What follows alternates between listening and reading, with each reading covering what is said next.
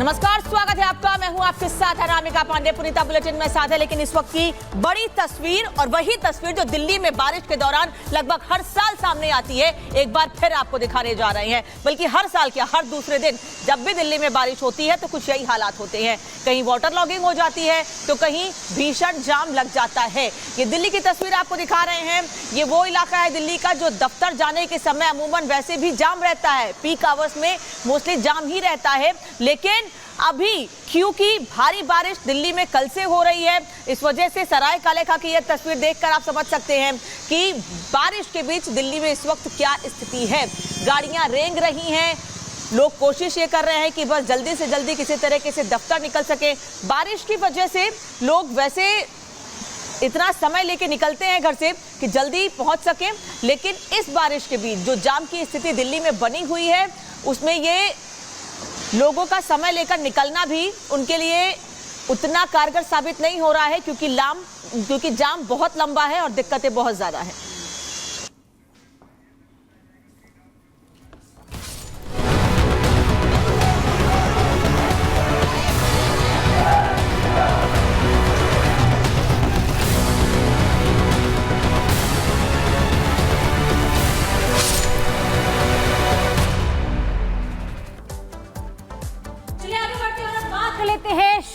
शिमला में आज एक बार फिर से हिंदू संगठन विरोध प्रदर्शन करने वाले हैं। सुबह 11 बजे से उन्होंने प्रदर्शन का ऐलान किया है, यानी कि प्रदर्शन करते हुए आज हिंदू संगठन एक बार फिर से नजर आने वाले हैं। और अवैध निर्माण को लेकर, यानी कि मस्जिद में जो अवैध निर्माण किया गया है, इसे लेकर प्रदर्शन आज होना है। लेकिन उससे पहले तस्वीर आपको दिखा रहे हैं, क्योंकि पुलिस प्रशासन की मुस्तैदी अब लगातार नजर आ रही है। चप्पे चप्पे पर निगरानी बढ़ती जा रही है और कोशिश ये हो रही है कि जो आज लोग विरोध प्रदर्शन करने के लिए सड़कों पर उतरेंगे, उन्हें आगे नहीं बढ़ने दिया जाए। आपको बता दें कि संजौली इलाके में बीएनएस की धारा 163 लागू कर दी गई है, जिसके तहत सुबह 7 बजे से जिसकी शुरुआत हो चुकी है और रात के 12 बजे तक 5 से ज्यादा अधिक लोग जो हैं वो आसपास के उन इलाकों में इकट्ठे नहीं होंगे जहां 163 धारा लगाई गई है। और ये 3 तस्वीरें आपको दिखा रहे। देखिए, अवैध मस्जिद का ये विरोध हो रहा है और इसकी शुरुआत देखिए बीते कई दिनों से, यानी कि लगातार घमासान अवैध मस्जिद को लेकर देखने को हिमाचल प्रदेश के शिमला में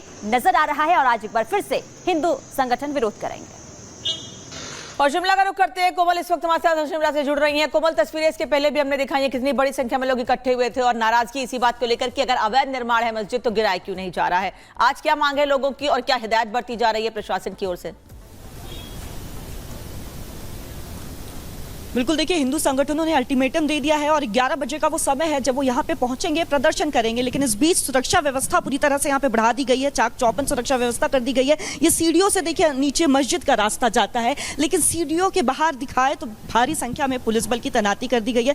लोगों को भी नीचे जाने की अनुमति नहीं है। इसके साथ ही देखिए इस पूरे बाजार की बात करें तो देखिए बैरिकेडिंग लगा दी गई है। चौराहे से अगर अंदर मस्जिद की ओर बढ़ते हैं तो चौराहे के पास भी बैरिकेडिंग लगा दी गई है। किसी को भी मस्जिद की तरफ आने की अनुमति नहीं दी जा रही है। इसके साथ ही देखिए जो 2 रास्ते हैं, उन दोनों रास्तों में पुलिस की भारी बैरिकेडिंग देख सकते हैं। साफ तौर पर देखिए यहाँ पे एसपी है, लगातार यहाँ पे निरीक्षण कर रहे हैं, जगह का पूरा मुआयना कर रहे हैं और चौक चौबंद सुरक्षा व्यवस्था इस कदर यहाँ पे टाइट कर दी गई है कि एक परिंदा भी पर नहीं मार सकता है। लेकिन इस बीच अल्टीमेटम साफ तौर पर दे दिया गया है कि जो लोग यहाँ पे विरोध प्रदर्शन करेंगे, यहाँ पे अगर स्थिति जो है यहाँ पे बिगड़ती है तो उन्हें डिटेन करने की भी संभावना है। लेकिन बात अगर हिंदू संगठन की करे तो उनका ये कहना है, नाराजगी इस बात की है कि बीते शनिवार को जब सुनवाई हुई थी तो उनको कहीं ना कहीं ये उम्मीद थी कि उसी दौरान जो है शनिवार को फैसला आ जाएगा, लेकिन फैसला नहीं आता है। इस बीच हिंदू संगठन की तरफ से ये ऐलान किया जाता है कि तारीख पर तारीख अब वो बर्दाश्त नहीं करेंगे और आगे अब क्या फैसला लेना है वो खुद ही लेंगे। उसी को लेकर के यहाँ पे विरोध प्रदर्शन करने के लिए कुछ ही देर में पहुंचेंगे। लेकिन एक बार फिर से आपको अपने वीडियो से कहेंगे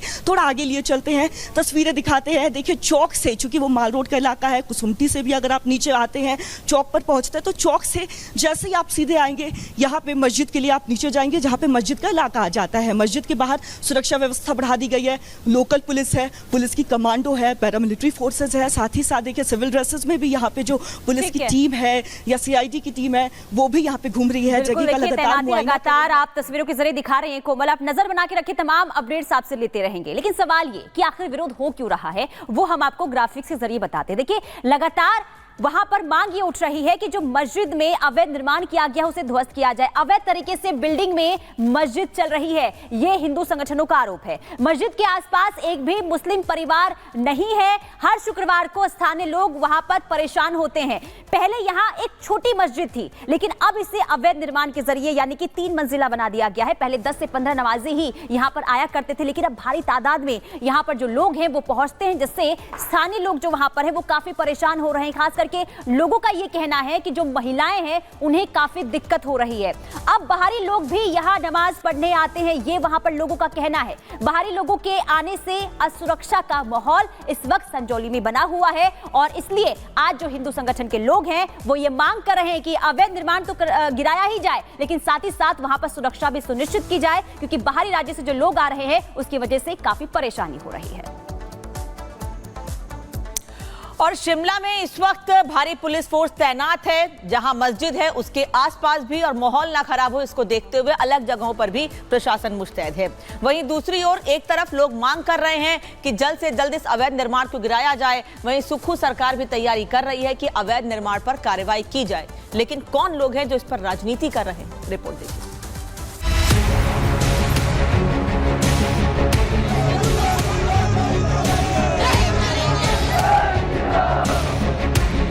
अवैध मस्जिद को लेकर शिमला का संजौली जंग का मैदान बना हुआ है। लगातार विरोध के सुर तेज होते जा रहे हैं। विरोध प्रदर्शन हो रहे हैं। मस्जिद पर बुलडोजर चलाने की मांग हो रही है।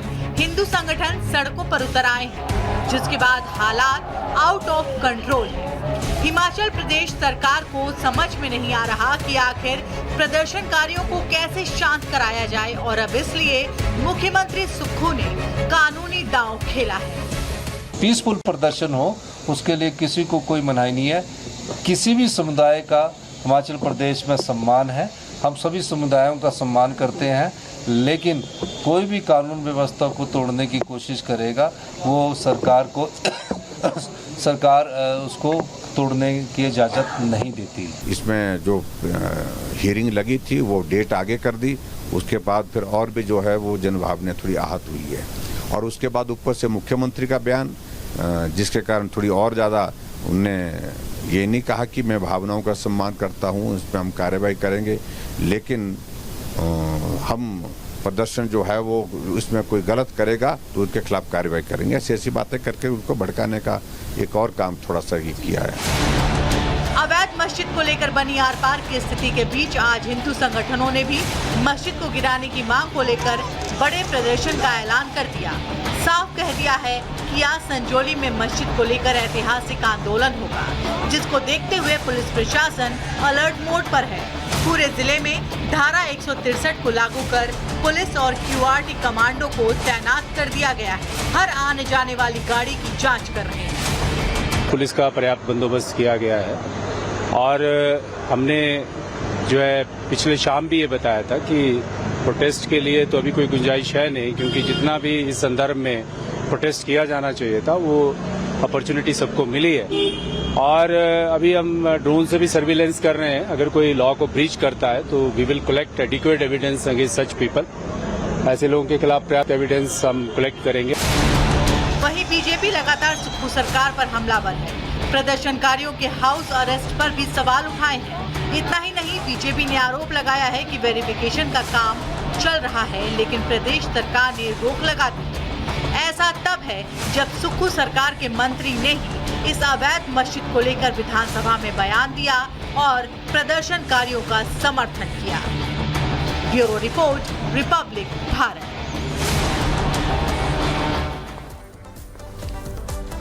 तो मस्जिद में अवैध निर्माण जो बना हुआ है इसे गिराने की मांग हिंदू संगठन कर रहे हैं, लेकिन हम ये जान लेते हैं कि आखिर हिमाचल प्रदेश में बीते सालों से मस्जिद की जो संख्या है वो कितनी बढ़ गई है। देखिए 5 ऐसे जिले हैं हिमाचल प्रदेश में जहां पर सबसे ज्यादा जो है मस्जिद की संख्या है।